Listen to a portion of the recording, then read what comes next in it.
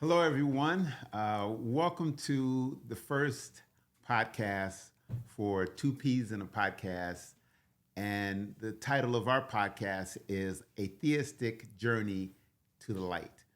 Uh, my name is Phil Davis, and my co host is the one and only Paul Mosley. Hey, how you guys?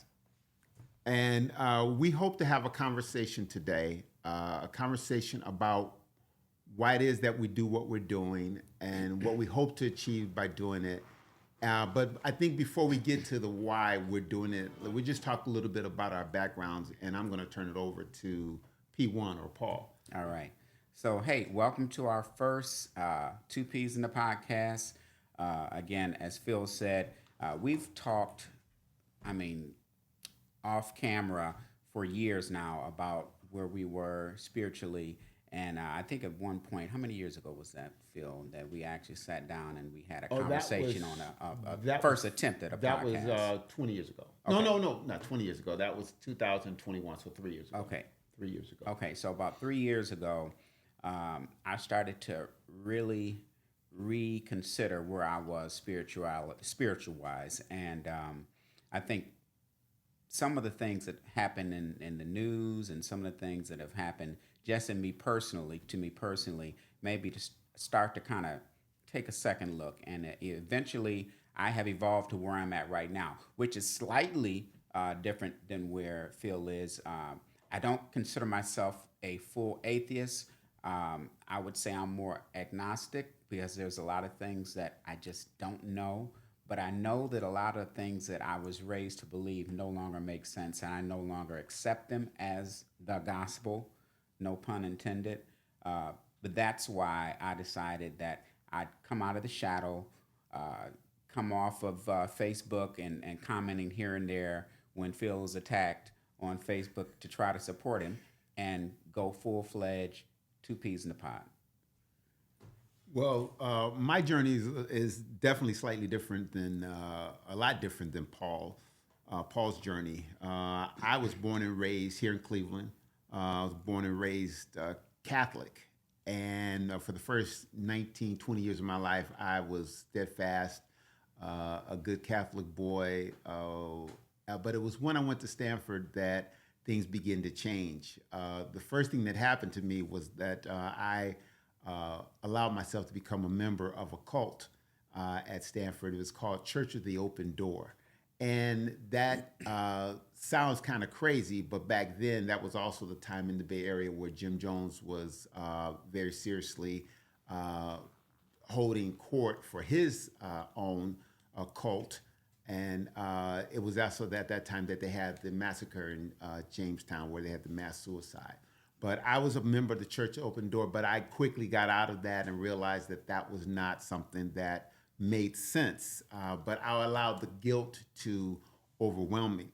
But then I had the good fortune to travel overseas to when I was my junior year at Stanford, and I studied in France.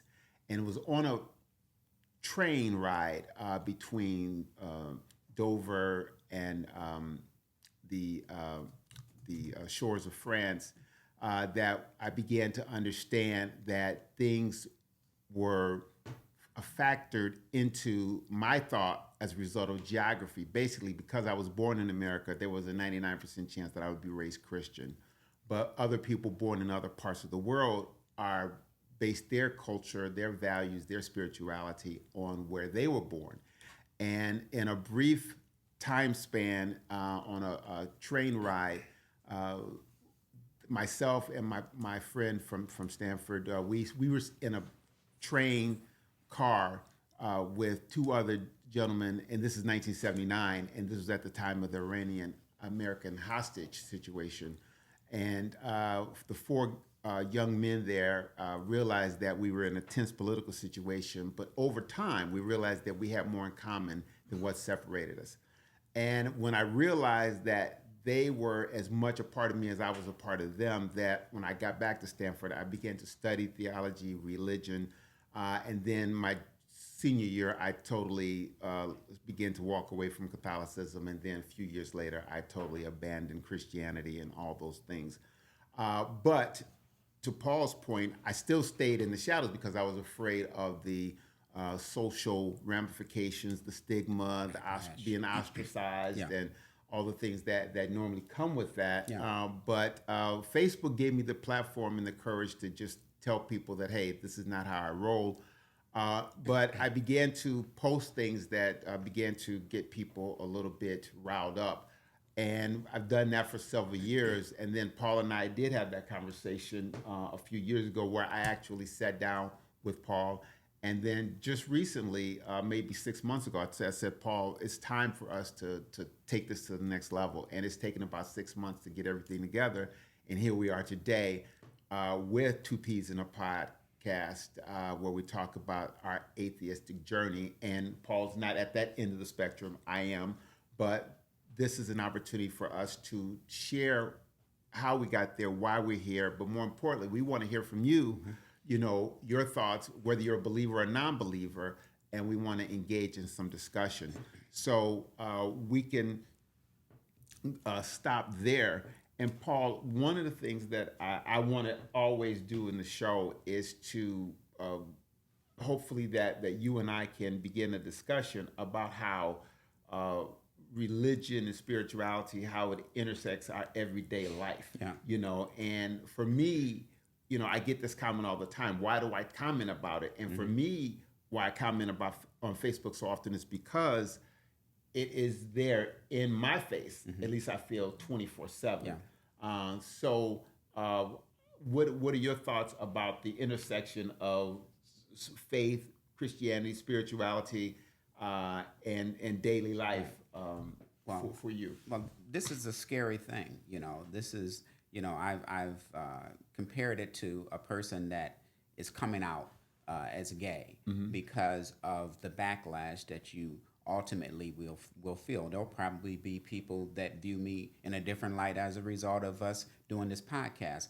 But on the same token, I believe there's others that struggle, just like I've been struggling for years now with my spirituality. And as a result, I felt like it was time for us to open up the dialogue for others to come out and challenge us, to let us know where they are as it relates to it. Because, I have a similar story. I was raised Seventh-day Adventist, and as a result of that faith, I left the military because of my beliefs. And I started to question things when they weren't adding up for me. When I started seeing people on Facebook, prayer warriors being called out, hey, I need you guys to pray for my uncle who was just recently diagnosed with cancer. And, everybody would send the comments, prayers up, you see the prayer hands and everything. And then 5-6 months later, you'd see that same person saying, hey, I just want to thank all of you guys for praying for my uncle. God had other plans. He got his wings this morning. And I'm like, well, doggone, did they fall a prayer warrior short? What actually happened that caused that? And if God knows that you need something, why do you have to ask for it? So I started asking those questions. And what I've found personally, because I dealt with, and some of you are aware of this, I was diagnosed with cancer a few years ago. And for the first time, I didn't ask God to take the cancer out of my body. And you know why?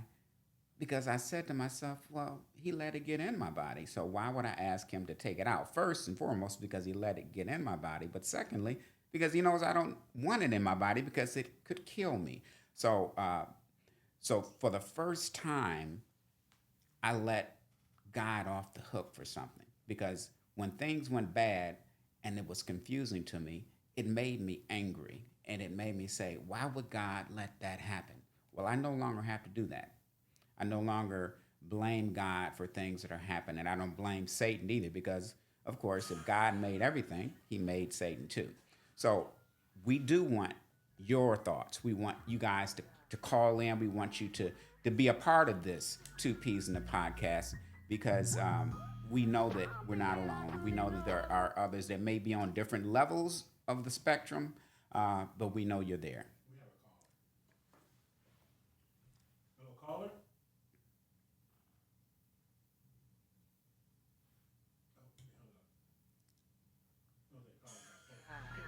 Okay. All right. We have a caller. We're waiting for that caller to call in. Um, are they ready? And again, as I was letting Phil and the director of our podcast know, this is sort of our SATS uh, beginning program. It's the show about the show, if you will. So we're gonna probably have a few bugs on our initial podcast before we get that all sorted out. But we're hoping that this can be something that we can use as a tool for whatever you have on your mind as it relates to spirituality, atheism, Christianity.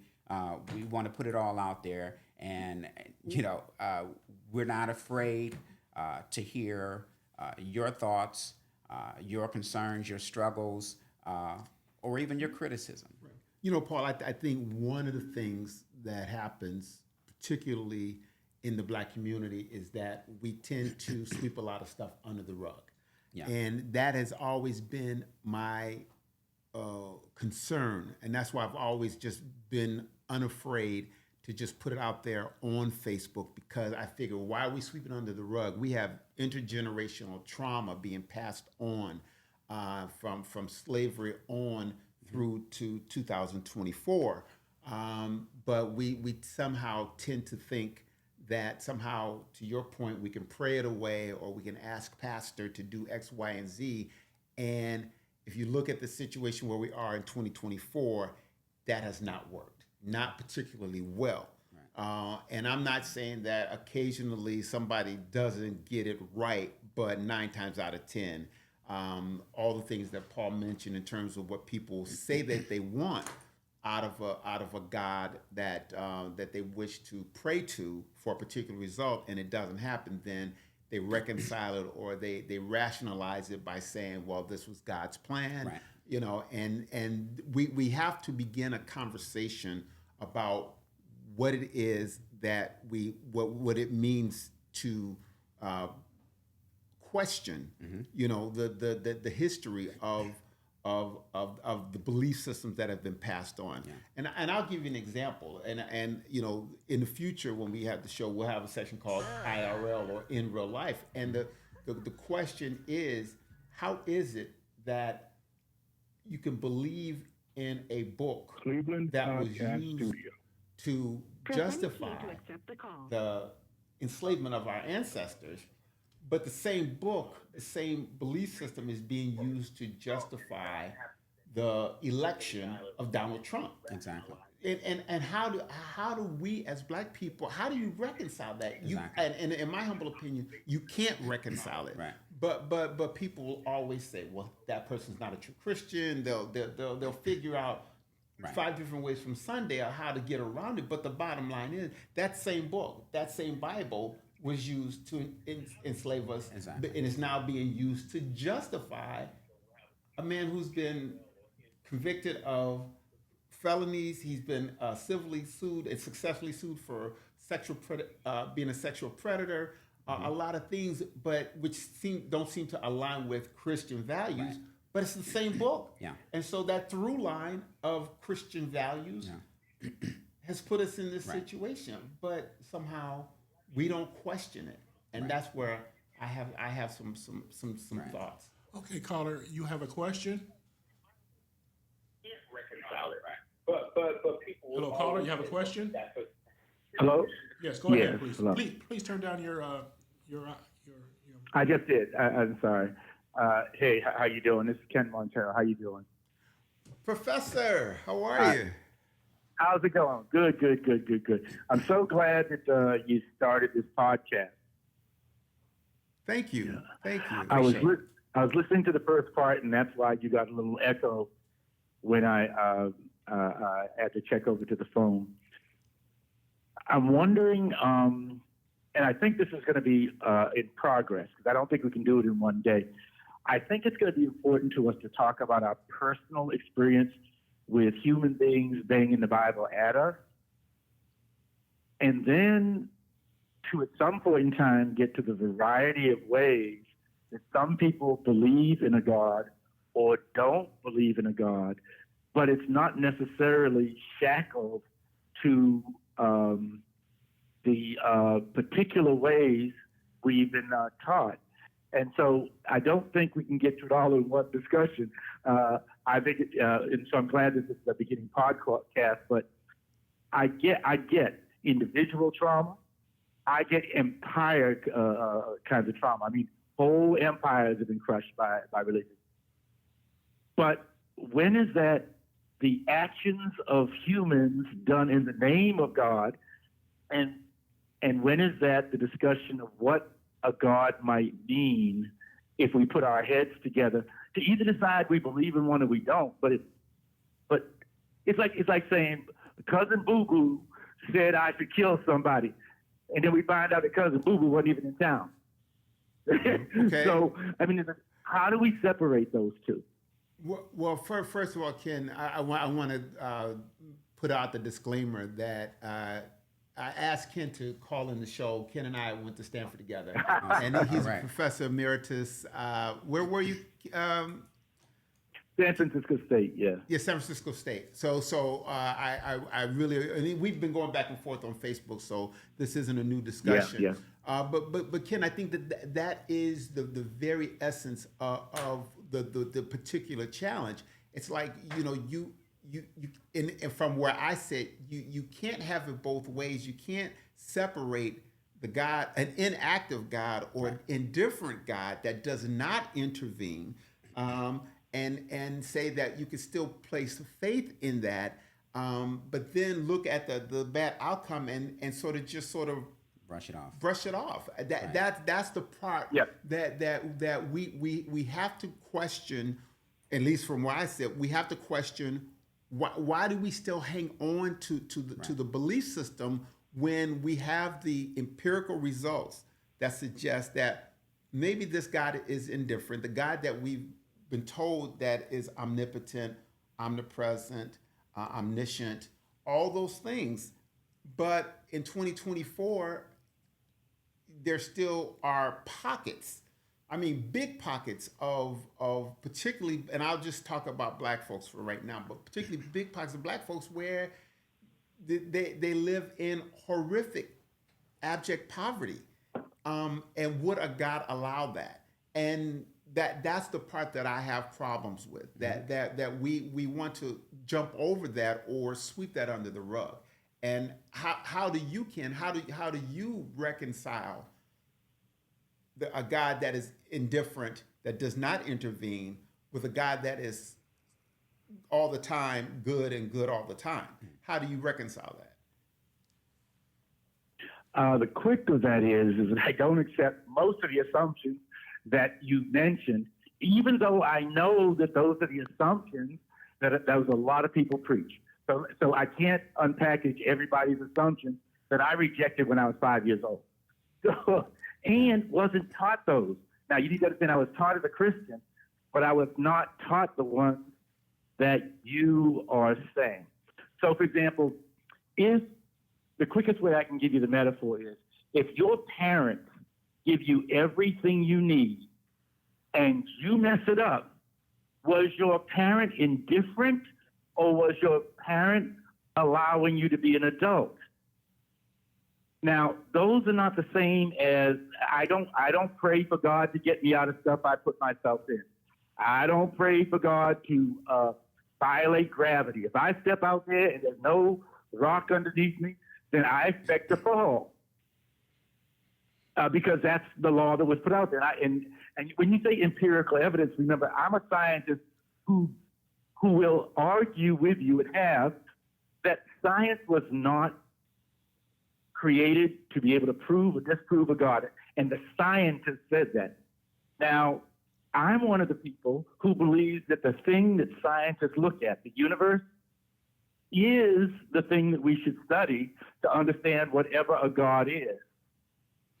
And that the text of the Bible is only one way to study it. Now, I know a lot of Christians are going to come after me for that, but the Bible is a compilation of text. It's not one book. I'm not lying. I'm just saying what the Bible says. It is a bunch of books stapled together that you're supposed to read the whole thing. And then you're supposed to read the books that the editor didn't put in there. And then you're supposed to read the books to the side of it that were written about the same time, and you're supposed to read the books that it borrowed from, and then you're supposed to think about it. So it's not about denying or sweeping under the. I'd like us to go in the other direction and actually study what it is that we believe rather than repeat what somebody told us to say. And then I think we get to a different discussion. But until then, I think we have to start what you're saying. Because I think most people are dealing with the day-to-day. My minister told me if I don't do this, I'm going to hell. Mm-hmm. And I'm sorry if people don't like that word, but I need to use it because I want my next punchline to come. When somebody tells me I'm going to hell, I smile at them and say, you go first. Exactly. So Ken, it's Ken, right? Yeah. Ken, again, thanks for being on our inaugural program. I've got a couple different scenarios I want to share with you because I like the fact you're saying that the Bible is a complete book and that has all these different connections to it. But let's go into the Garden of Eden. We go into the Garden of Eden. God has Adam and Eve in the Garden of Eden, and he tells them everything here is for you. It's this wonderful place is for you. However, that tree right there that has that fruit on it, I don't want you to touch that fruit, because that fruit, if you eat it, you will surely die. Now, let's go back to what Phil just said not long ago. God is omniscient, all-knowing, omnipotent, all-powerful. So at best, it was a setup because he had to know, because he knew Adam and Eve, that they weren't going to be able to resist that temptation. So why would he put his children in that position and set them up for failure? Okay. I'm not one to debate literal Bible, but I'll have a discussion about it, okay? First of all, you do understand that the Bible is not a scientific doctrine. It's a set of poems, recipes, songs. That's what the Psalms mean, stuff like that. So if you read it, and you read it like you're reading a physics book, then you're in the wrong part of the library. But anyway, so let's go back to your story of Genesis. If you read it as literature, then you have a God, and God is written in a parental kind of way. And God says, I'm telling you that tree is not for you. But what was that tree? It was the tree of knowledge. Okay? That's the place where they're going to go and get free will and do whatever they want to do. So Daddy says, I gave you this whole yard, and all I'm asking you to do is don't touch that. Now, if you touch it, there are consequences. Now, the consequences of knowledge are you not only know what's lovely about the garden, but you also know what's bad about the garden. But knowing both of those things is what gives you free will, because now you can choose the good and the bad. If you didn't know about good and bad, you can't choose it. But so basically, why would a parent allow you to do something that might be good for you? Is because a parent is controlling you and not giving you free will if you cannot choose between what is good and bad. But if I had So if God was a totally controlling God, God could have said, I have made you a stone. I will tell you to move when I want you to, and then everything will be hunky-dory. But then we wouldn't be human, as far as I'm concerned. Right. And here's where I don't think you can have it both ways. I don't think you can have free will and want God to keep you out of everything that you did. Yeah. See, that's the thing that's kind of confusing because, I have two sons. If one of my sons was addicted to crack cocaine, I would not put a peanut butter and jelly sandwich on the kitchen table next to a crack pipe and say, hey, son, I made lunch for you. There's Kool-Aid in the refrigerator, peanut butter and jelly sandwich on the kitchen table. Oh, by the way, there's also a crack pipe on the table. Please don't smoke it. And the reason I wouldn't do that is because as his father, I know his temptations, and I know he can't resist that. So I wouldn't put that in front of him, knowing that he wouldn't do it. That's where whole. But that's the literalism that I don't even deal with Christians on. I don't even deal with that. We don't know where that tree was. We don't know if that tree was 1,000 miles away. You're being literal about poetry. And that's why it's difficult to talk about, difficult to talk about non-literal text. Yeah. But Ken, I mean, but you've hit on probably the most important aspect of the Bible. It's a compilation of stories written by men who created this image of a God in their own image. Yeah. You know, they said God created man. No, man created God in their image. And Yes. how is it that a book of poetry, songs, and other prose, how does that rise up to the level of being sacred? I can understand it being important. I can understand it being, kind of cool back then. But how can you reconcile that compilation of stories? I don't. I think it's blasphemous. I don't reconcile that. I don't think if you read the text, I'm not talking about what your pastor said. I said if you read the text, do not create icons, do not create objects that are sacred. There is just God. But what God? And so the Bible is not sacred. The Bible is a book written by men, like you said. I can't reconcile that for you. Okay. Yeah.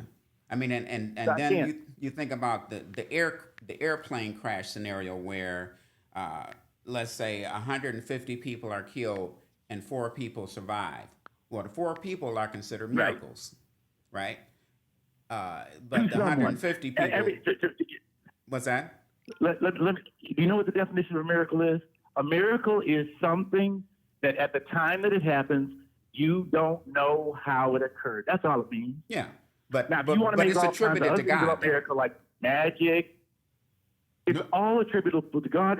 Let me put it this way. It's all attributable to nature. If you don't like the word God, it's nature. But miracles in general are considered a God's gift to us, and that 150 is God's will. You're sitting beside an atheist, so I'm giving you the generic definition of a miracle. Whether you have a God or you don't have a God, Right. is something that you can't explain how it happened. That's a miracle. Gotcha. And the day you can explain it, it's no longer a miracle. But who do people give credit for miracles?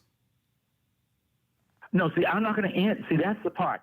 When are we going to get to the part where atheists? No. When atheists don't try to get Christians to talk like Christians that we're not. Why? I'm a psychologist. Why would you want me to talk like a biologist? No, I'm just saying So in I already general. told you, I don't talk about general people. I'm only Ken Montero, who studied the Bible himself. And see, that's one of the problems, is we let other people talk for us. Mm-hmm. And I'm going to give it to you. It's not some strange kind of Christianity. I was brought up a Methodist. Methodists are taught, you read the book, you tell people what you learned.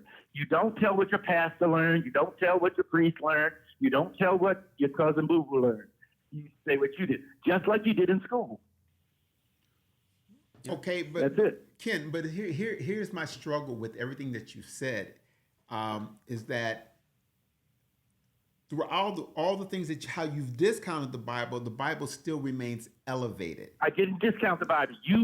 I never said. I said you read the book. No, Read the book. Ken. I mean, no, but you're saying it. Well, I'm saying the fact that there is nothing in the Bible. Well, let's deconstruct the Bible first. Then, if you said it's not discounted, let's deconstruct it. And let's deconstruct maybe the beginning, Genesis, and the end, the book of Revelations.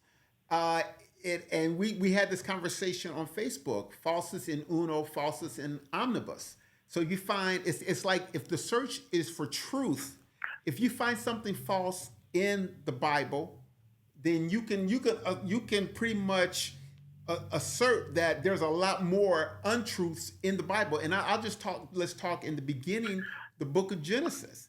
There is no historical reference or evidence, I don't say reference, evidence for the Garden of Eden, but more importantly, the description of the creation of the earth does not comport to how we understand the creation of the earth or how things have begun. But more importantly, I want to just jump to one story okay, one story right quick is the book of Noah and the Ark. How is it that No, that let's stay with Genesis because you're jumping around. okay, I can't chase you around the Bible. But no, I swear you're a pastor.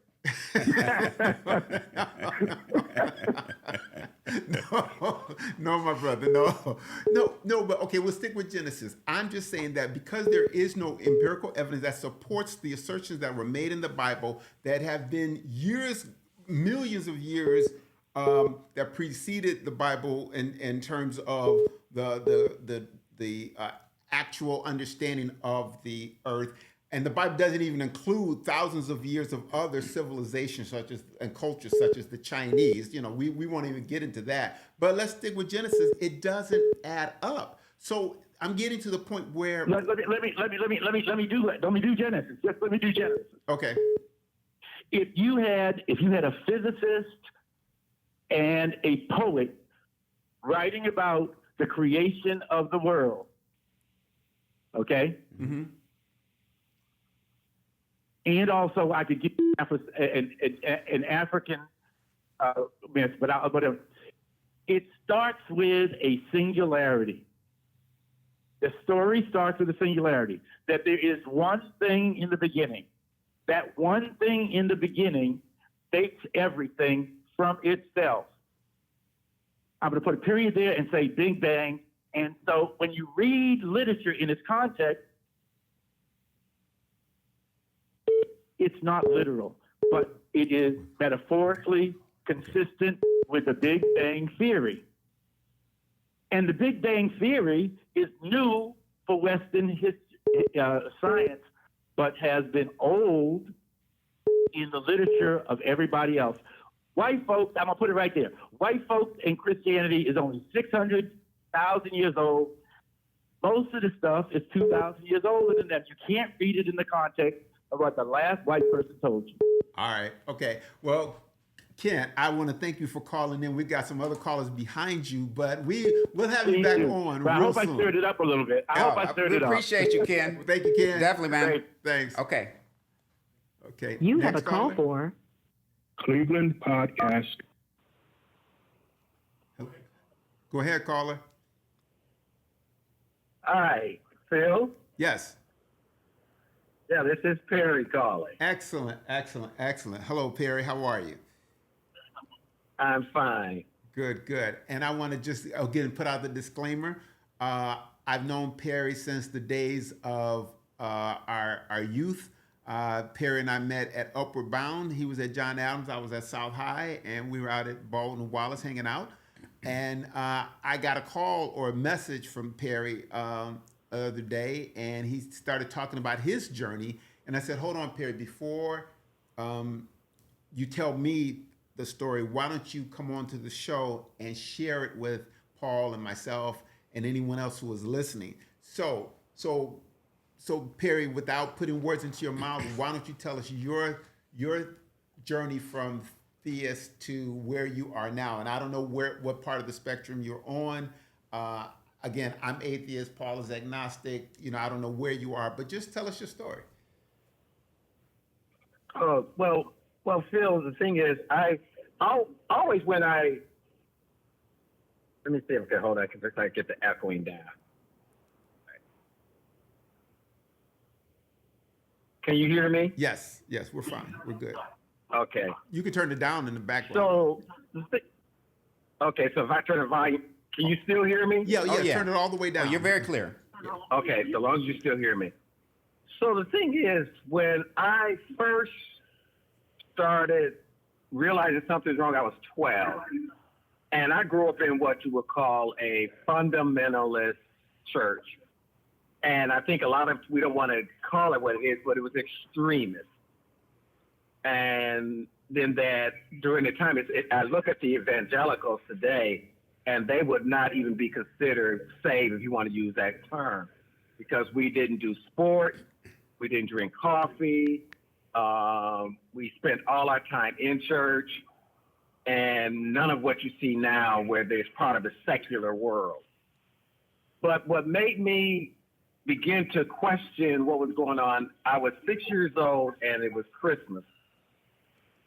And I remember that day, my brothers and sisters, they got English racers, and my younger sister, she got toys and everything. All I got was a bow and arrow. And given I didn't really know anything about the concept of Christmas, but I remember during Christmas dinner, and I look back at, it was told to me the reason why Santa Claus didn't give me a gift or any gift was because I was playing with matches. And so I'm sitting there, and I'm like, I know I wasn't playing with matches. I know I wasn't playing with matches. So eventually I began to convince myself, well, maybe I was, and I just don't remember. But after that point, I always questioned what was told to me in church. I was always a kid that always went by facts. And as I gotten older and I began to look at things, especially dealing with religion, be it Christianity, Islam, or whatever it is, I think that a lot of people don't want to understand facts. There are some things, and we get all upset in this world, but there are some things that are facts, For example. and you can't dispute them. For example. There's a fact. The fact is that it snows during the winter. Okay, I'm not a scientist. Somebody might dispute that, but there are facts, for example, that if we just take religion, there's no factual, and I'll go back to the Santa Claus. It's a belief. And the thing is, you believed in Santa Claus, and I believed in Santa Claus until something factual happened, was that I was not playing with matches.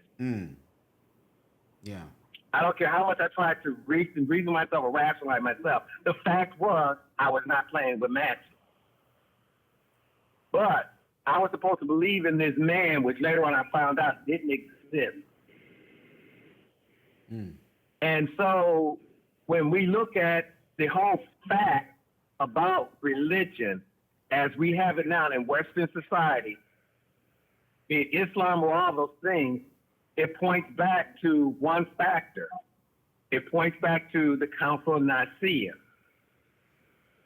The fact is, if you go and you read the minutes from the council, you'll see things that were put in place. And then after that, there were at least about 10 or 11 other councils that met in the Vatican that formed what we now have, this Christianity, grace, and all those things. These are facts. I had an individual, and I know people are going to say, oh, there he goes with that, but he was a Mason, and he said one thing people fail to realize with the Masonic order, and I hope I'll get in trouble, is that when you sit in that lodge or that temple and you go to spout your emotions or your beliefs or whatever, they sit you in the center of the room and you have to come up with facts, not what you emotionally feel, not what you believe, but what is actual fact. Yeah. If I say that human beings don't urinate, I have to be able to prove the fact that they don't. And I'm using that just an example. Right. But I think what happens is that what I learned, if you look at the origin of religion, it came out of Kemet, Egypt, and it was probably another name. But what happened was when Western society got a hold of what they learned from Kemet, Egypt, they made God have human emotions. Western culture is the only culture where they actually have to have beliefs and fables and Mother Goose tales.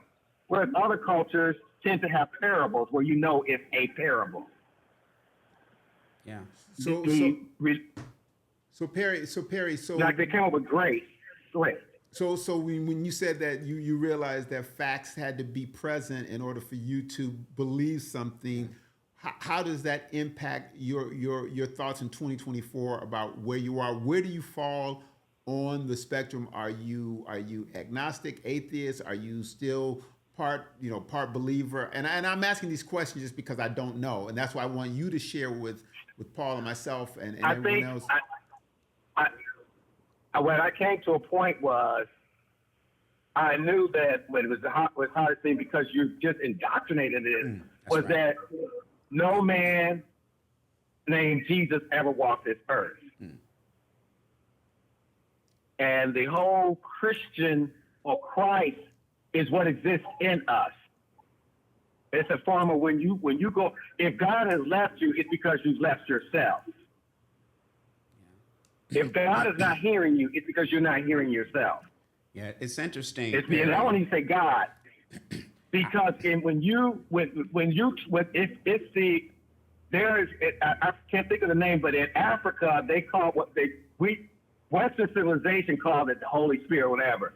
But within us as a being, there's an energy that lets us know right or wrong, that speaks to us. And as we quiet ourselves down, like as a kid, my cousin and I always said, something's not right. Yeah. We didn't know it, but we knew something wasn't right. It's interesting that you say facts, and because I had a similar experience, speaking to someone that is a Christian that was trying to bring me back into the fold, that said, Paul, maybe you just need to just continue to pray and just have faith and just believe that, Jesus will come to you and eventually. And I shared with them my Christmas story. I let them know that once I found out proof that there was no Santa Claus, there was no going back. There was no way for me to believe in Santa Claus because I knew Santa Claus didn't exist. Similarly, because of where I'm at right now as it relates to spirit and spirituality, there's no way, if people told me right now that you're going to go to hell if you don't believe in Jesus and that Jesus died for us and all those things, then I'll go to hell, this place that I don't believe exists anyway, because there's no way that where I'm at right now that I can, in good conscience, believe something that doesn't have any basis in what I think is fact. So fact and your Christmas story is very powerful for me. And the fact is that the whole hell concept is all made up. Yes. And if the thing is, there was an article printed where a Catholic priest, and I know other priests, but a Catholic priest admitted hell never existed. It was something just created to control the masses. Absolutely, out of whole cloth. The whole Bible was. It's almost like this. What happened is the fact it was created where they wrote the ending before they wrote the beginning. If you look at during the period when the Bible came out, the Gutenberg press, that was around the 1600s. Prior to that, Western civilization, they were very ignorant. And the only people that were taught to read if you went to the seminary. So what better way for the church to now say, you can read, we're going to teach you how to read, and then you hand them this book, and they're already ignorant. They're already, how can I say, and I know people are going to say that they're idiots, and so they believe, these are people who were, if you look back during that period, what they believed in. If an eclipse came, it was time to sacrifice somebody because God was mad. And somebody in that village did something. Yeah. Yeah. It's interesting, Perry. Go ahead, Perry. And so we now have a book that comes out. Gutenberg puts the book out, and that was the first thing with control of social media. So we have now Gutenberg controlling the printed word, and everybody's allowed to read it. And the other thing is, if you got a Bible from the 1600s, prior to that or whatever, the Book of Revelation wasn't even in it. Well, Perry, what you're also describing sounds very similar to the situation we found our ancestors. Our ancestors found themselves in, where they weren't allowed to read, and when the first thing they learned how to read was the Bible. And so they were even given an abridged version of the Bible. It was called the Slave Bible or something like that. There is a version that was different than the master's version of the Bible, but still, that is the first thing that slaves were allowed to read. And this goes back to my frustration that we have continued this. We have perpetrated. No, I'm sorry. We continue this to make it sort of a intergenerational inheritance of bringing the Bible forward, and we've never stopped to say, "Hey, wait a minute. Maybe we shouldn't continue this." But you ask anybody, you can put 100 black folks in a room, and 85 to 90% of them will be Christian.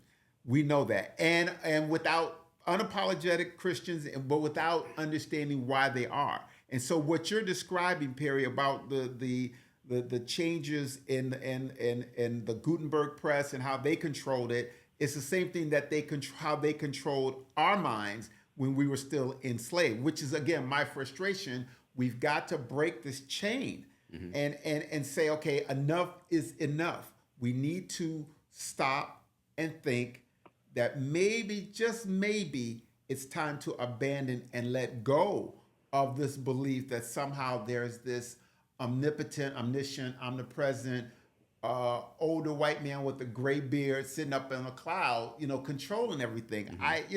Why can't we let that go? Just as we let go of the belief in Santa Claus. And the thing that we find is that when you realize Santa Claus didn't exist, it hurt a little bit, but you quickly got over it. But you know why it's so difficult to it's easier to get to say goodbye to Santa Claus and not to God, because Santa Claus wasn't threatening to kill you. Good point. Santa Claus wasn't saying, if you don't believe in me, you're going to hell. And I think that fear is potent, especially in the black community. Because when I finally told my mom I don't believe in God, I mean, she broke down on her knees and started crying. She felt, you would have thought that I just told her that I was dying, right? Because it's such a powerful tool. Go ahead, Perry. And the whole concept. Once you learn the fact of where they got this from, that it came from Africa. And our spirituality was not, they brought in grace. Well, I can do whatever I want to do to you, and I'm forgiven. But whereas in my art, or in Africa, it was if I wronged you, reciprocity, I had to restore you.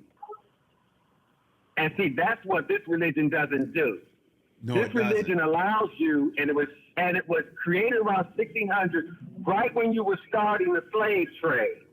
So that if later on we're found to be wrong with this, you got to forgive me. I don't have to restore you. Perry, you have touched on two things in your time. The first is that you said there is no evidence that Jesus ever existed. None. In any of the religions, you can't find the bones. You can't find any what? of these people, whatever religion it is, you cannot find the bones or find evidence of these individuals. Even though they lived at the time that there were bones that are still in existence, the Egyptians, the mummies, these were individuals that were living at the exact same time that these so-called disciples and Jesus, they walked the earth, but there's no evidence that they ever truly existed. And there was an article in Time magazine that said that there was a high probability that Jesus never existed. High probability. The other point, Perry, and then we got to wrap it up. I love the fact that you intertwine the whole notion of forgiveness and how it has been twisted and turned against us, because the whole point of forgiveness is that I can do whatever I want. Mm-hmm. I can enslave you. I can rob you of your wages for 400 years, but you got to forgive me. Mm-hmm. I don't have to give And you. I can't think of what council.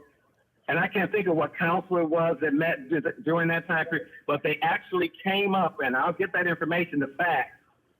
And it basically said they with the dispensation of grace when they introduced that, and it was around the 1600s when we started to have the African slave trade.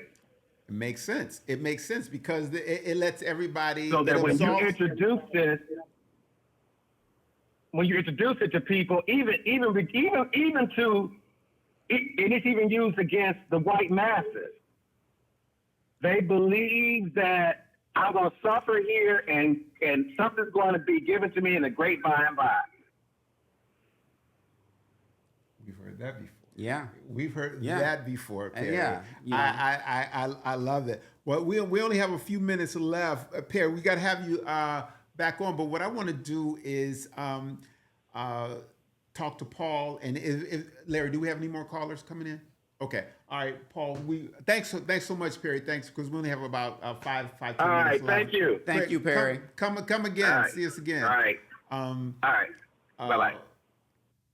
Paul, what do you make of what Perry has said? I mean, it's right on point with everything that I have struggled with and what brought me here. You know, it's like things that just don't make sense. You know, facts matter, right? And I think, unfortunately, that whole God works in mysterious ways and just have faith, that's kept us in the dark, and that's kept us fearful of opening up the window and the light. And I think that, you know, living in the light has freed me. And I think it's freed me from the anger that I had in some cases as it relates to God, because there's so many things that just don't add up. You know, slavery, the Holocaust, you know, what's happening right now with Hamas and in the Gaza Strip and Israel, all these horrible things happening in Ukraine. And people go, well, you know, Satan is busy. Well,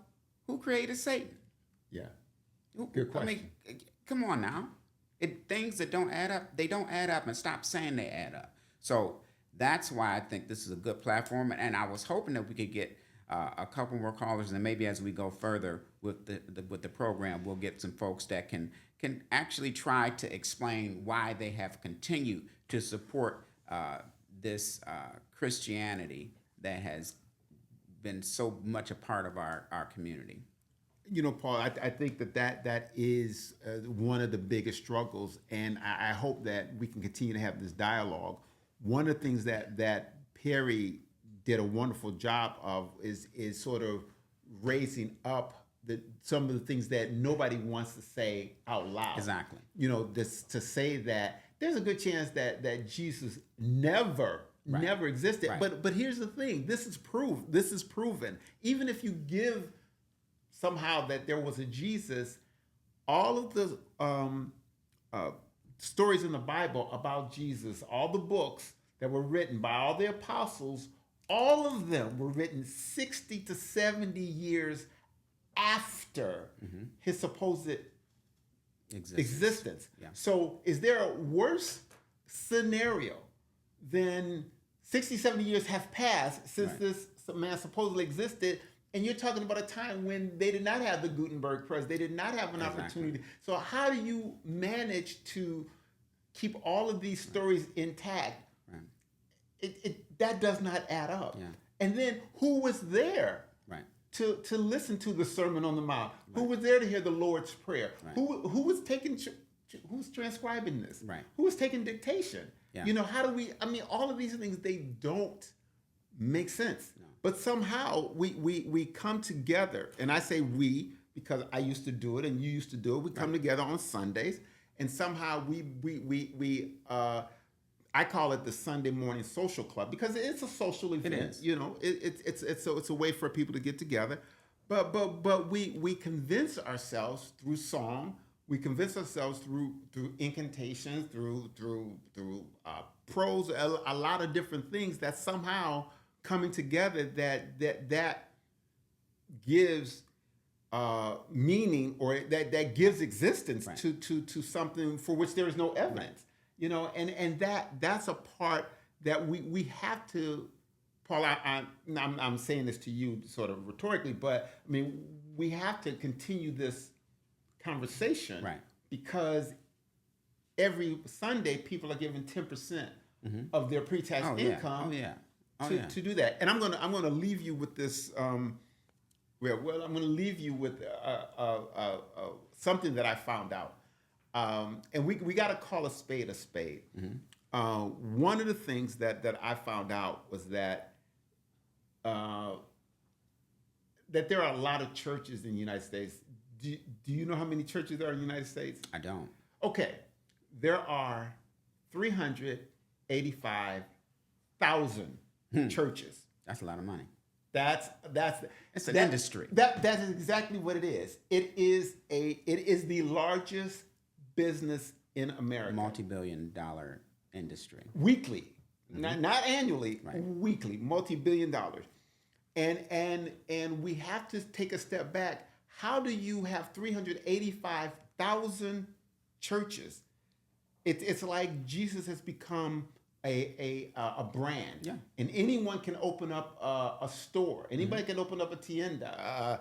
Anyone can open up a branch and say, well, this is my version of Jesus, and attract people, and then convince them to give you their money. Oh, I said it wrong. Convince them to give you their money, Right. and there's a transfer of wealth Oh, yeah. that happens. I did a quick math a few years ago, and easily over a 30-year period, trillions of dollars have been transferred just among black folks. Right. Trillions of dollars. Can you imagine Oh, yeah. if we could have channeled that money Right. elsewhere? Folks didn't have it to give. But they gave it anyway. And just look at the pastor's parking space. Look You at the know, pastor's whip. Look at the pastor's house.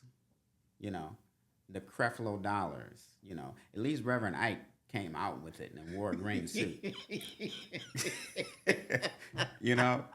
At least he even fake it. Right. So I want to end on a positive note, and Yeah. Paul, I'll give you the first shot on the positive note. Well, on the positive note, I don't want anybody to think this podcast is about bashing or coming down on Christianity per se. I want personally to remove the fear associated with coming out and being honest about things that are happening. So if I can do that, if I can bring some folks out of that even if it means that they're going to remain Christians and just want to be able to have a more open dialogue about it, that's what it's all about for me. I think fear has held people back from being honest about things that are happening in the world. Yeah. It's interesting. As we were wrapping up, I thought about my words, and people may confuse my words as bashing Christianity. Right. It's not that I'm bashing Christianity, but I am very concerned that we are not ripping the cover off and exposing the inequality, the errors, the inconsistencies, all those things that happen within the faith that is predominant in the black community, and it's Christianity. I'm not talking about Black Israels or Black Jews or Islam or Black Muslims. I'm not talking about that. I'm talking about 90% of black folks are Christians. And I think it's time, if we want a different result, we've got to approach this differently. It's like that old adage, what is the definition of insanity? Doing the same thing over and over and over again and expecting a different result. We have to get a different result. And the only way we can get a different result is to question. And as Perry said, talk about the facts. Right. And you can't be afraid of the facts, I'm sorry. And if you are, then you got to take a step back and look at yourself in the mirror, because it's the facts that drive behavior. It's facts that drive your insight, facts that drive your ability to grasp and think and analyze. So I'm hopeful that if you were offended by what was said today, kind of sorry, but not sorry, because it's truth.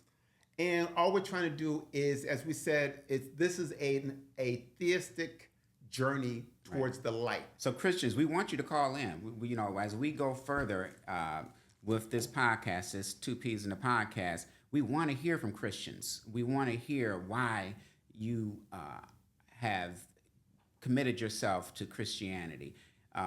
So as we move forward, we want to thank you for joining us on this podcast. Okay. And we'll see you next time. Thanks a lot.